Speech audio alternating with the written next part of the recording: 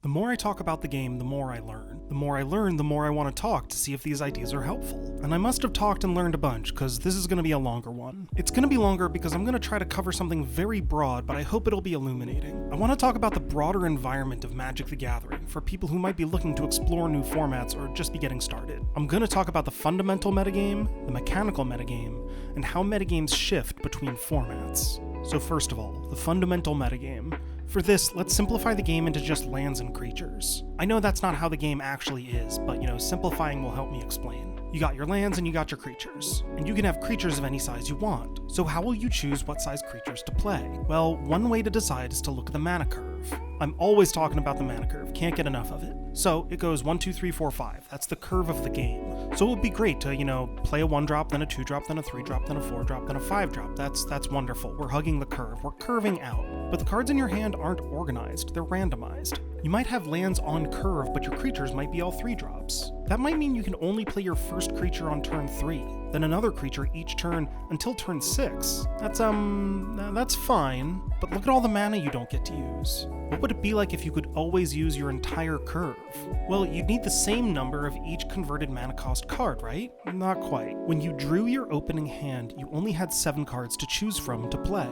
But by the time you've hit your 5th land drop, you've also drawn 4 to 5 cards. You've seen 11 to 12 cards total by now. You've had more chances to draw into cards that fit your curve. You've also had more chances to draw into lands that you might need to cast larger creatures. Your opening hand is kind of a high-stakes thing. Having 5 mana or 5 converted mana cost cards in your opening hand isn't very helpful.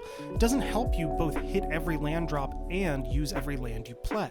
The earlier you are in the game, the fewer chances you have to hit lands or low-cost spells. So how can we adjust for this? Well, if we play more cheap spells than expensive spells, we'll be more likely to use all of our mana in those early turns. I mean, we could even graph this. That's right, sucker, it was a graph. It was always gonna be a graph. So the cost of the spells is on the bottom and their frequency in your deck is on the vertical over here. When we chart this, we get the mana curve, not of the game, but the mana curve of your deck. This deck that we're talking about that wants to use all those important early turns, they're going to have a low mana curve. It's pushed to the left, to the low end. The average cost here is maybe 3, but this isn't the only way to think about the game. Another player says, whoever gets the biggest creature wins. If every deck has the same general number of creatures, then I want my creatures to be the largest ones. I'm not going to use my mana on the early turns because the early plays don't matter to me. Who cares if a 1/1 hits me a few times? I can lose a few life. The other decks always run out of cards by turn 6, and if you're still playing spells once everyone else is out, you're doing great. And once I drop a 9/9, the game totally shifts. It's basically over at that point. But I need to be sure I can draw into my 9/9, so I'm going to put a few of them in there. Now when we chart the curve of this deck, the creatures are larger and the costs are higher. The average cost goes up a little, but also the width of the curve is way wider. They aren't just unloading everything they can on turns 1, 2, 3, and 4. They're basically undefended for the first few turns. Then they start in with their creatures and close the win. Okay, so now the first deck sees this, and they're not happy. First deck says, man, that big deck is getting greedy. He's betting on the late game. He basically lets me do whatever I want for the first 5 turns of the game. If I could be even faster, I could take them out before they ever got started. And they push their mana curve way to the left. Now we have this thing called an aggro deck that has about 5 turns to win or just lose. And they are beating this big control deck a lot. The control deck's curve is too far to the right. It doesn't start up fast enough. And now this third player is looking at the other two, and they say, the control theory is right. You need to be bigger than your opponent. But the control deck here is a little too slow to fight the aggro deck. I'm gonna build a curve that sits right here in the middle, and this mid-range deck brutalizes the aggro deck. It's fast enough to establish a defense, and it's big enough to assert attacks. But when that control deck comes around, the mid-ranger can't really hang. It's become a rock, paper, scissors game. Control beats mid-range, beats aggro, beats control. But something's missing here. We haven't talked about any mechanics or anything but vanilla creatures being cast on curve.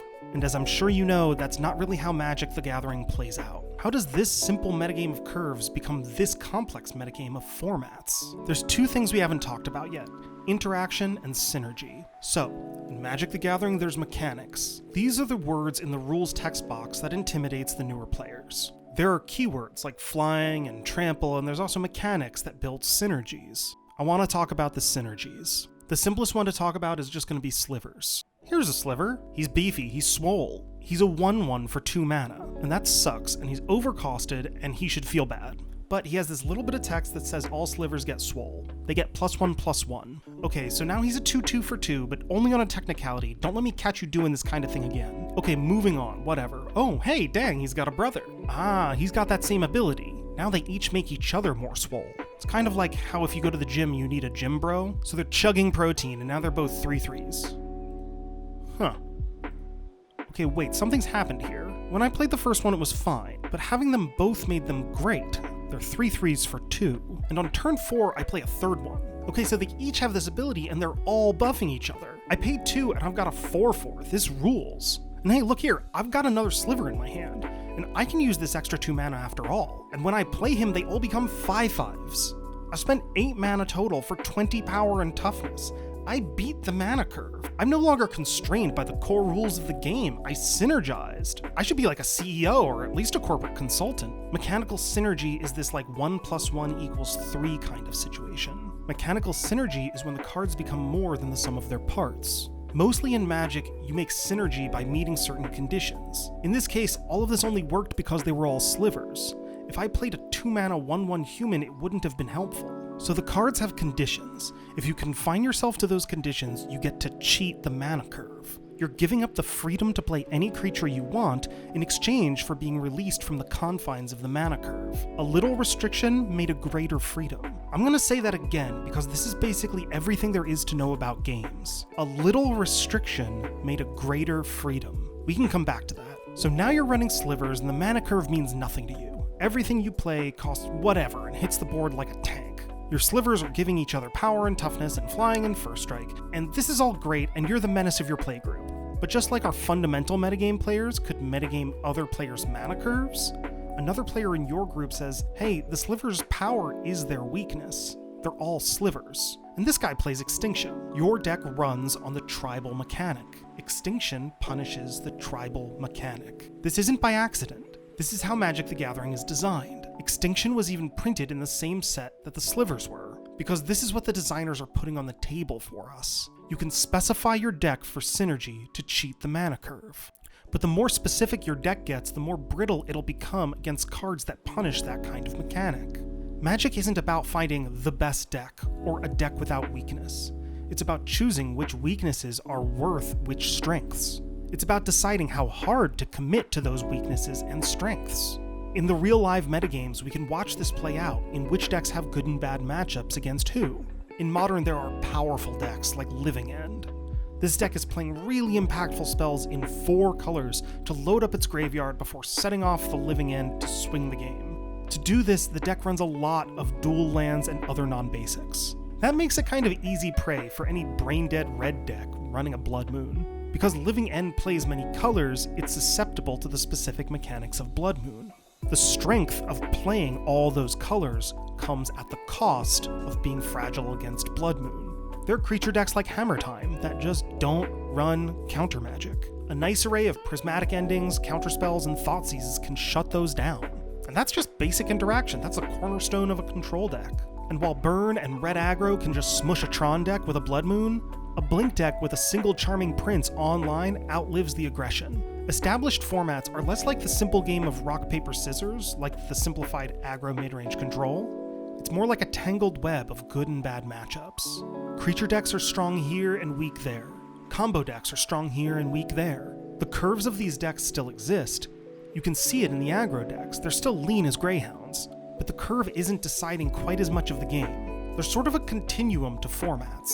Mechanical on one end, fundamental on the other. The further into constructed you get, the more mechanically driven the games become. The farther towards sealed you get, the more fundamentals govern the game, and curving out becomes dominant. Booster Draft and Standard sort of hug this liminal area where synergy can't quite run off with the game yet. Even the decks that want to combo off are doing it fairly slowly, usually after a hard-fought battle on the ground and in the counter magic. When you think about what formats want to play, I urge you to consider what you want to drive your games.